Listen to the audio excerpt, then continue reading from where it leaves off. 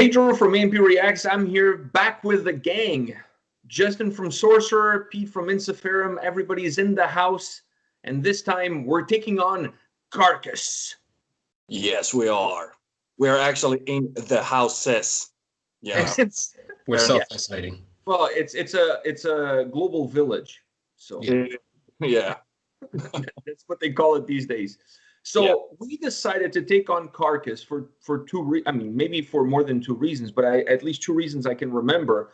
One of them was because they're coming out with a new album in the new year. It's got pushed now to 2021, but in the next couple of weeks they're releasing a brand new EP.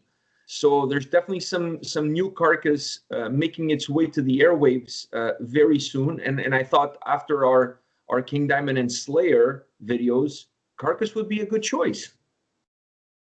Yep, it is. Indeed. So we voted on our top three. This time we're doing top three albums, and we voted on our top three. And at number 3 is Necroticism. Are you guys surprised that made it to number 3, or was this like almost a shoe-in for number 3? What do you think? I mean, I thought it was going to be the earlier stuff and everything but Swan Song, basically. But I don't have a problem with that record, but yeah, you know, everything but Swan Song. So I like this one. It has the extremely old school vibe on it, very death metalish stuff, and it's deservedly to be on the spot number 3, definitely. You know, this perhaps to me is a special record because this was the record that I discovered Carcass with. This was my first ever time listening to Carcass was with this album. I saw one of the videos from one of the songs on the record, and at that time I was like a teenager at that time, and I was blown away by how visual the video was and how brutal the song was, and that made me go out and pick up the album. And it became one of like the albums that I would listen to over and over and over again. And then it made me go back and listen to some of their even earlier stuff before this record. And so my journey into Carcass started with this album. So I definitely had to have it on my top 3. And I feel like top 3 is a good number for it because we'll get into the other albums. I mean, when we think of Carcass, this album is not necessarily one of their highlights, but to me, it's definitely it has a personal touch. It's an important record for me because, like I said, I discovered the band with it. Yeah, I think actually it's we discussed this earlier in earlier chats and stuff like this about the notorious third album, but I think it went well for Carcass. I mean, this is the introduction for Mikael Amott, the Swedish guy. You know, his first record, and listening to the older Carcass, like the older Carcass records, like. Yeah, the productions, they are what they are for the early 90s, or late 80s. But I think it's just more cohesive on this record. It's just more death metal. And I think that's actually, this kind of shows like what Mikael is going to bring to the table on further works. And just a great addition to the band. So, what's a better record than... talking about just effective ways to get rid of bodies. So I mean, which to you hits a little bit home because I mean, a little bit of what you do for a living has to do with that. Yeah, it does. Maybe it's a good time to bring out a Carcass record for your work hours. Yeah, exactly. I think I need it. Definitely get me through, but we're not allowed to have we're not allowed to have headphones in. So I don't know. I don't think people would appreciate me blasting Carcass in the hallways. But, I would do it anyways. I agree with you on your take on this record. I feel like the records that came before perhaps they were a little bit more chaotic as far as the sound is concerned. It was definitely not as polished. I mean, you could say that they were more brutal, but to me, there was a lot of being brutal for the sake of perhaps being brutal was not as guided. That brutality was not as guided, and I think we start to see with this record them moving in a different direction. There's not a huge shift yet, but you start to see the molds of what the future Carcass albums would end up sounding like on this record. Yeah, I think the same thing as well. Like I said, I haven't really listened to the earlier stuff. Like my introduction will come later, from when I was introduced to Carcass. But for these earlier records, I mean, when they started out, like when you listen to like really early Carcass, it's more in the vein of like the grindcore scene, Napalm Death, and stuff like that. Like what was coming out of England at the time. So it was very indicative of that. I think that with the addition of Mikael in the band, actually.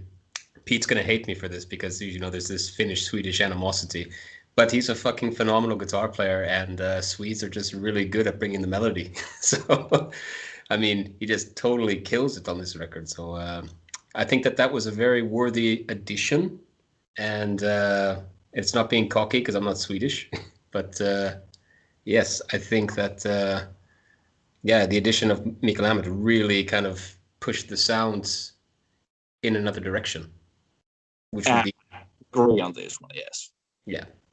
Yeah, it definitely, I definitely felt that it changed where the band was and where they would go from that point on. He was definitely like, a wrench that was thrown into the motor, but in a good way. Like it didn't stop the motor from running. It just perhaps made the motor run in a more efficient kind of way. Just a cleaner way. Yeah. A better kind of motor oil, maybe. Yeah, maybe a wrench is not a good analogy. Maybe just a good oil change. He was an oil change. Yeah, he was the oil change that the car desperately needed. Yeah, I agree with you on that. Moving into album number 2, Surgical Steel. Who wants to take the lead on this one? Let's see here. Peter or Petri. Pete.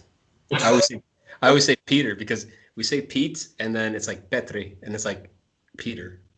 I don't know. But yeah, I get that one a lot. But he's the Holy Trinity. He's the Holy Trinity. Yeah. Yeah, could say so. Yeah. Didn't think of it like that, so thank you. Yeah, the Surgical Steel. It's a really good album. I was listening to it today, very loud, and I gotta say it fucking rocks in a death metal way, and I like that kind of style. So this album came out, what was it, 2013? So it's already a while, 7 years ago. So very much looking forward for the new one. But Surgical Steel is really good, tight album. Yeah, I totally agree. And I think that when I heard this one, it was just like directly when you hear the vocals come in. The thing with Carcass is you can always tell it's Carcass just by the vocals. But this record definitely compared to, because this was like their comeback album. So when they kick it in and he's eradication, it's just like, oh, it just hits you right in the stomach. You're just like, oh yes, I'm in for a death metal mind warping good time. Like this is just going to be soul eviscerating. And it was. And when I listen to that record, it's just like, it pumps me up. I normally listen to it at the gym. So, yeah, it's just like, it gets you excited and you're just like, yeah, what do we want to do? And it's just a really, really cool album and polished sound on it. The production is brilliant. So, yeah, I think Carcass really sound great on this album, to be honest. It's just a fantastic death metal album.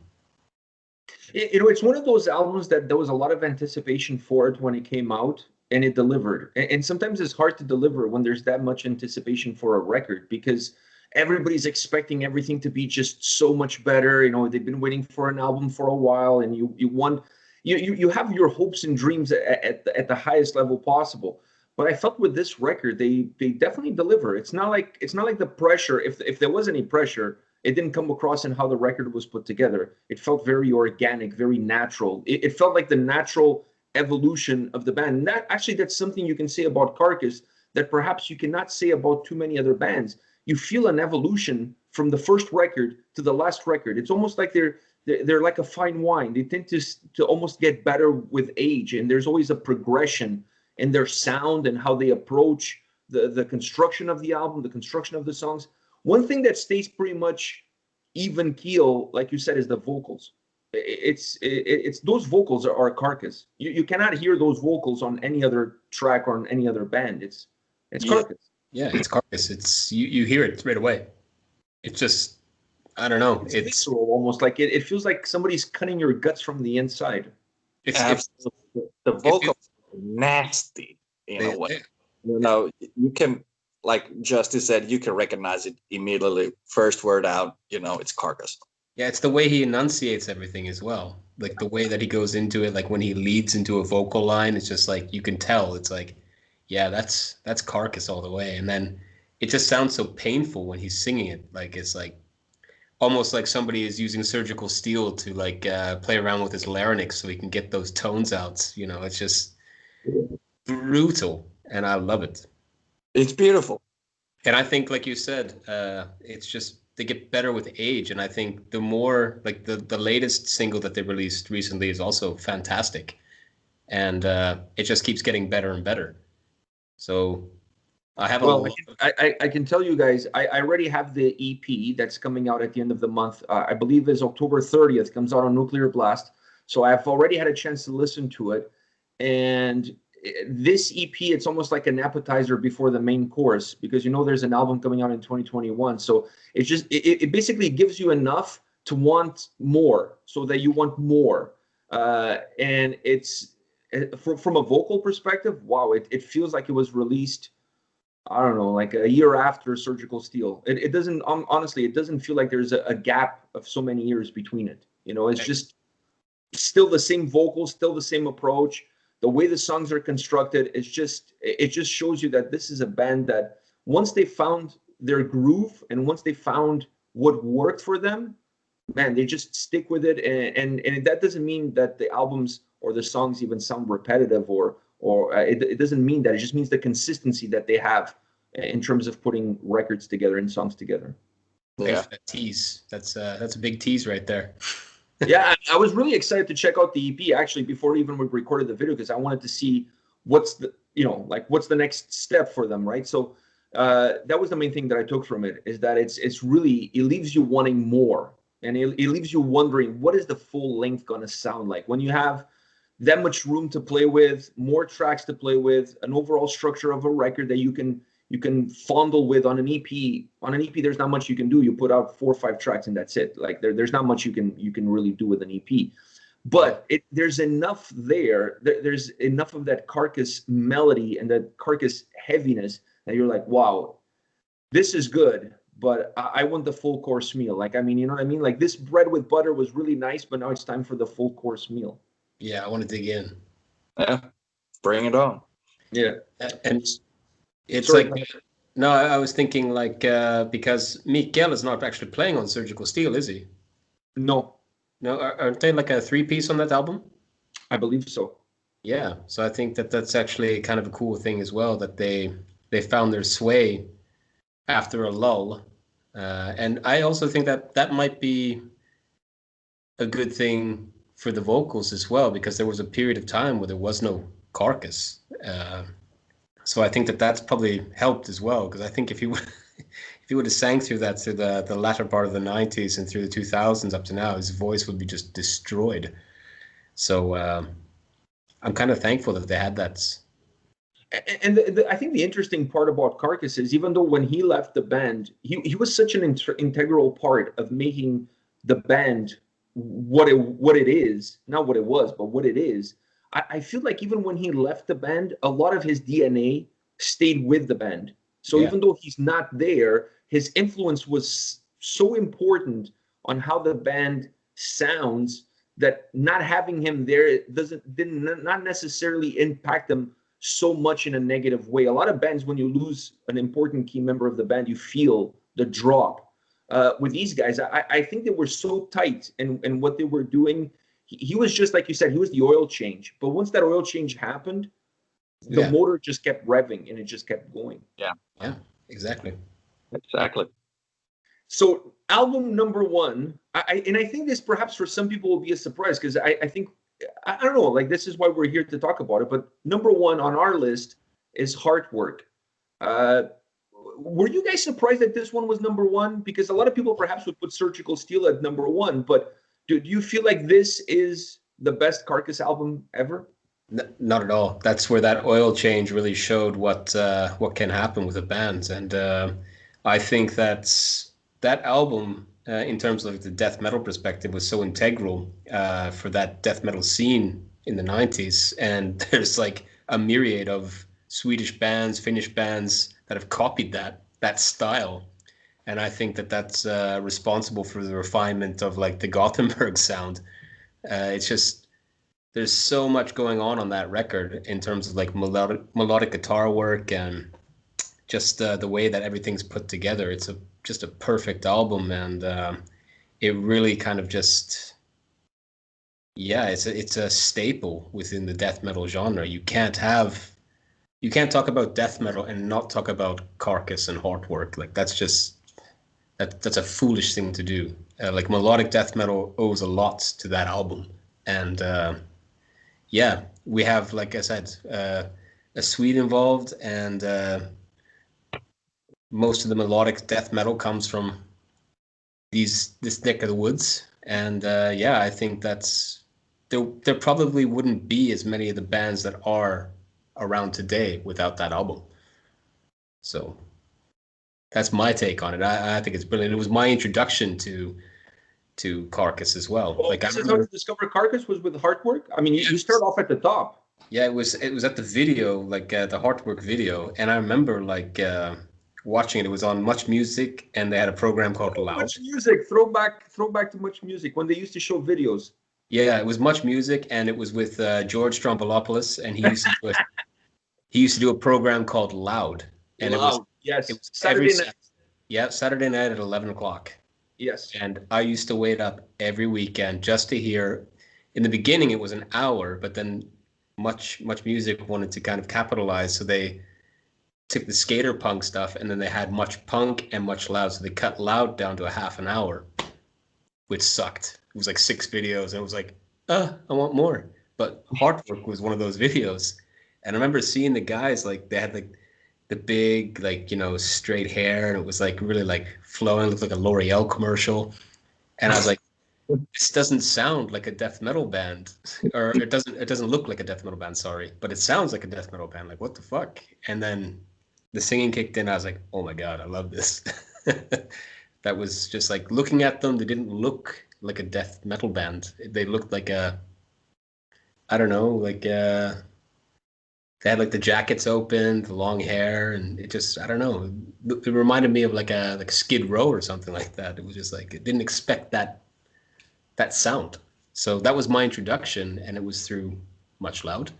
And I was totally bowled over. I was just like, whoa, what is this? So, well, if it makes you feel better, later on they moved Much Loud from 11:00 slot to midnight, so it got even worse. Well, I think I remember the midnight shift as well, and luckily for me, I used to stay up until midnight to watch like 6 videos. That was about it.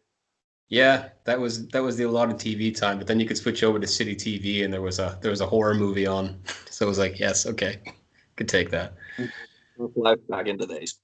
Yeah, back in the days in Canada, that's what we got. Pete, for you, what are your take on Heartwork?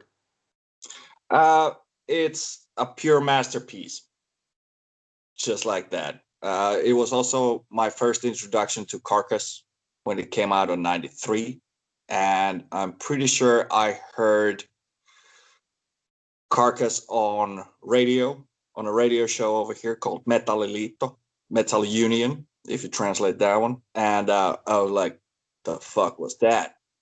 And of course, we were using the C cassette mode. Every time the new track comes along, you hit the rec so you can listen to it afterwards. Because back in the day, there was nothing to go and type and see what they were playing on it. So, didn't you hate it when the DJ would cut in like the last 5 seconds of the song to talk, and you're like, oh man, the song was almost over. Now this fucker just ruined the ending of the track with him talking over the last 5 seconds of the track. I used to hate that. Yeah. I think Klaus Flaming did not do that one. The guy who was doing the show, he played it until the end. He was a good dude. But actually, Heartwork, like Justin said, the guitar work on that one is phenomenal. It's outstanding. And the guitar sound on that album is fucking outstanding. I want to have that sound. What do you attribute to that sound? Is it the production? Is it the way they played? Was the tuning different? Like, what do you attribute to that change in sound?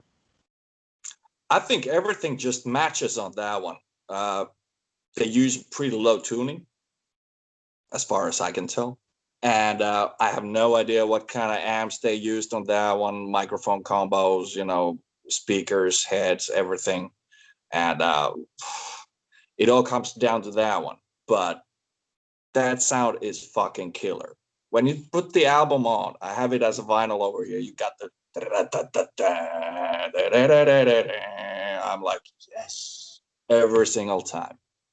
Yeah, that album doesn't get old, eh? Like, I mean, you could listen to that album today, and it holds up until now. I remember that record because a friend of mine brought it to school, brought the CD to school, and he's like, "Hey, I got the new Carcass album, Heartwork," and we, I had a Discman back in the day, so I put it on the Discman to listen to it, and I was like, "This is Carcass? This is not the Carcass I remember," because at the time I was listening to like Symphonies of Sickness, Necroticism. It almost sounds like a completely different band when you put Heartwork on. I was like, this is Carcass?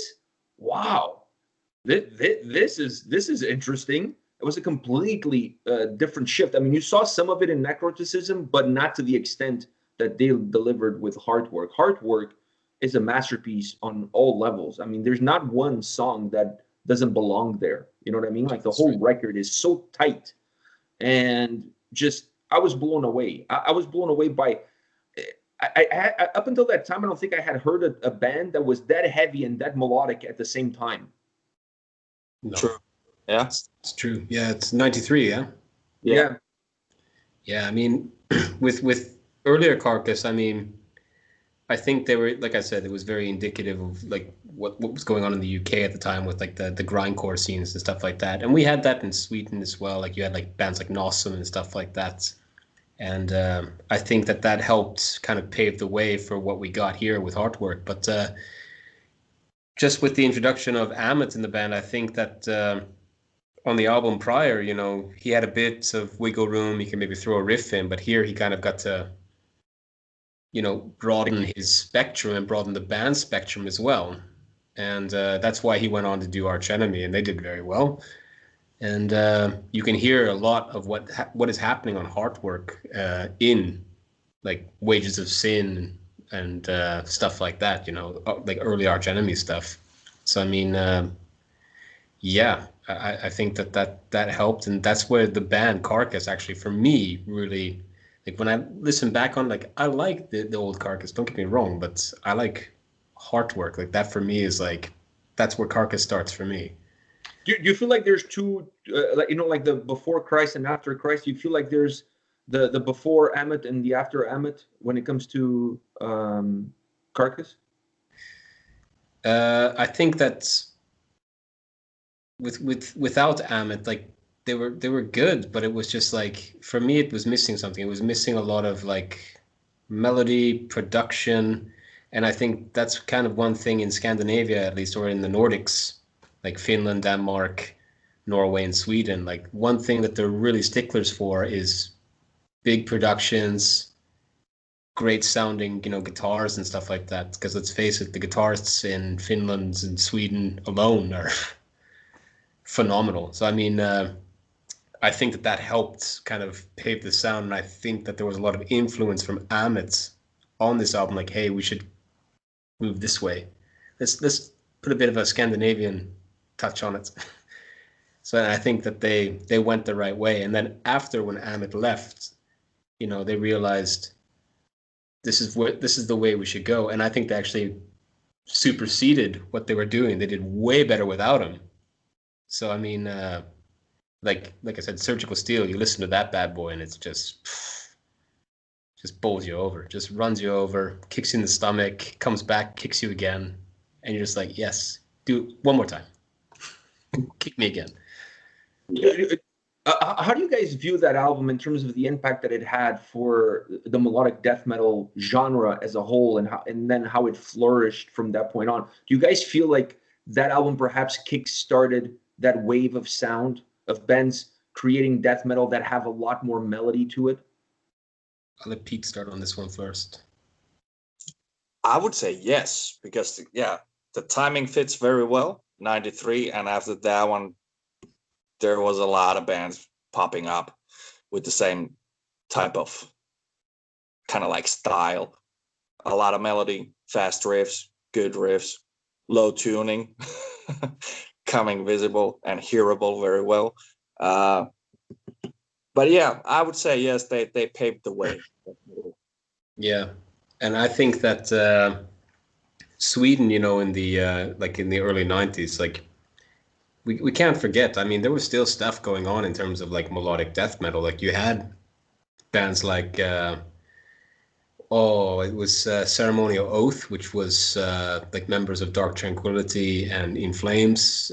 In Flames was also a band. At the Gates, you know, these are bands from Gothenburg, of course, and Gothenburg is like there's two different schools of thought in terms of death metal in Sweden. You have the Stockholm sound and you have the Gothenburg sound. The Gothenburg sound is the more melodic stuff, and the Stockholm sound is the more like, you know, raw buzzsaw guitar, dismember, entombed, stuff like that. But I think that this kind of launched that. Without that record, I don't know if they wouldn't have been so successful, to be honest. I think that they were still doing that. They were making melodic music and stuff. But I don't think that the bands at the time, because like I think on the circuit in Stockholm at the time, it was Opeth when they were a black metal band. You had Therion and At the Gates, basically. And then you had a few others that were kind of like jumping in, Entombed, you know, from the 90s and Dismember. But I think without Heartwork, I don't think that music really would have hit all the audiences without it, because that kind of just pushed it to the forefront, like, listen to this. I think it had the effect also that allowed people to realize that you could be successful with that sound, that sound there was a market for it. So not only it sounds good and it has a great energy to it and how the tracks are put together, but at the same time, it resonated with people, and it was obvious that there was a market for it. So if you went down that road, it was not like you were going down this rabbit hole that there would be just no end to it. You knew that if you could harvest your sound to sound similar to that or in line with that there was going to be an opportunity for you to go beyond playing in your parents' basement. Yeah, of course. And I think that, you know, with that record as well, like it kind of kept death metal alive, really. I mean, everybody was listening to grunge, they say, but death metal was very much alive in Europe during the 90s. So they were just kind of like, grunge? What's grunge? I don't know. I'm playing death metal. Fuck you guys. So, but you know, it's just the way it is. And I, like I said, without that record, I don't think. Of course, like I said, there was bands like At the Gates and stuff before that, but I don't think it would have been as popular. Yeah, I agree with you. I'm just happy that Carcass in the late 90s didn't decide to go new metal. I'm kind of glad they stopped after Swan Song. And like I said, I don't have like diehard Carcass fans hate that record, but I like it. But you know, yeah, I'm kind of glad they did Swan Song. It was good, and they stopped. And I think they needed that lull to kind of like do their own thing, figure things out, and waiting for Surgical Steel was like the best move ever. So yeah. Sometimes taking a little bit of a break, like I said, with going back into Surgical Steel, I feel sometimes when there's a layover, the expectations are high, but with that album they were able to deliver. I think they delivered beyond the expectations. At least for me, that record was above what I was expecting. I kind of felt, personally, I felt that with Heartwork they reached their climax, and then from that point on was going to be like a decline. Maybe not a sharp decline, but like a decline nevertheless.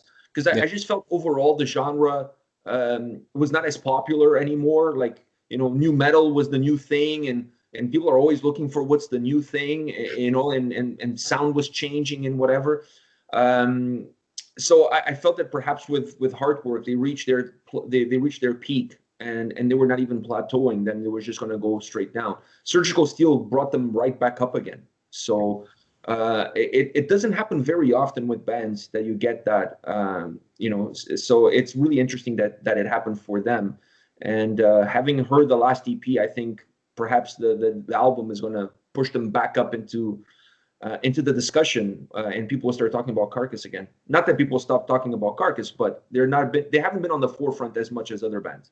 Yeah, I think that's a band that deserves to be a headlining band, like pretty much most of the greats today, like In Flames and stuff. Like that's a very worthy band, and I really hope that they keep soldiering forward, and their output is just like in the recent years, anyways. Like with Surgical Steel and the latest single. I mean, I really hope that they continue in this direction, and yeah, book not in COVID times, but once that's all over, then they can start, filling seats in like arenas and stuff like their other death metal counterparts, because they're worth it. I mean, they're fantastic, and a lot of death metal bands owe them a lot. So, I mean, it's only fitting.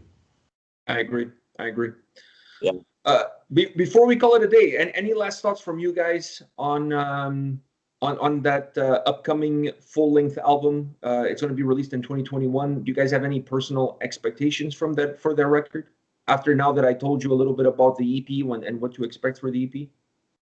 Well, I'm smiling already and waiting. I have heard the single song, what they put out some time ago. Sounds like Carcass. So I'm expecting rocking, grooving death metal again. Yeah, I'm expecting the same thing as well, and obviously I think that I can use the Pedro barometer here, and if you like it, I'm probably gonna be into it as well. But it's I'm really looking forward to it. I don't have any expectations really, because I know it's going to be different and it's going to be fun. So it's just going to be a thorough enjoying listening experience for me to hear it, especially a full length, because I loved Surgical Steel when it came out. I played that record nonstop for like 3-4 months, just constantly. Like I have to listen to it. So I'll probably do the same with this one. I'm also excited about what the cover is going to be like, because Carcass always puts out like incredible artwork. It's part and parcel with the new Carcass album is going to be incredible artwork. So I'm kind of excited to see what perhaps the artwork is going to be. I'll tell you, for the EP is a little bit mundane. It's nothing special, but for the album, I'm hoping that they're going to go with, I don't know, with something special. I like Surgical Steel cover. I like Heartwork cover. Necroticism, the cover is really cool. I actually like the back stuff better. But their earlier albums, I remember when I got them in Portugal, the covers were so brutal that they were censored. So they had like a sleeve covering it so that you can actually see it. They were completely censored. So let's see what they pull off for this brand new length album. I think it's a smart choice, to be honest with you, to release an EP and then release the albums, especially during these times. So, keep a bit of hype up. Yeah, I think originally the album was going to come out this year at the either October or November. That's from what I remember reading before COVID happened. I believe the idea was for the album to come out towards the end of the year. But I guess because of what has happened now with COVID, they probably thought it would be a better idea. Let's just release an EP. Put some songs out there, kind of get people interested, and let's wait for 2021 to release the full-length album. Hopefully things will be a little bit better, and then perhaps they can hit the road and play some shows. I'm thinking that was the thought process behind it. Yeah, I mean, you have to keep it up to date, and like I said, it's an extremely smart move. Like, I know that they had the album planned for release this year. But I think it's a really smart idea to release the EP first and build some hype around the album as well. Smart move. And I hope it pays off for them as well. And I hope that they lift all the restrictions and that they get the shows that they deserve. Same here. All right, guys. Thank you very much for taking the time to chat about Carcass today. It was an absolute pleasure, as always. I love hanging out with you guys. This really makes my day, getting to chat about bands and about albums and best albums and favorite albums. And we'll see where the next video will take us. We'll keep the suspense going, and then we'll figure something out, and we'll have another video up at some point in time in the near future. Thanks, guys. Thank you very much. Thank you.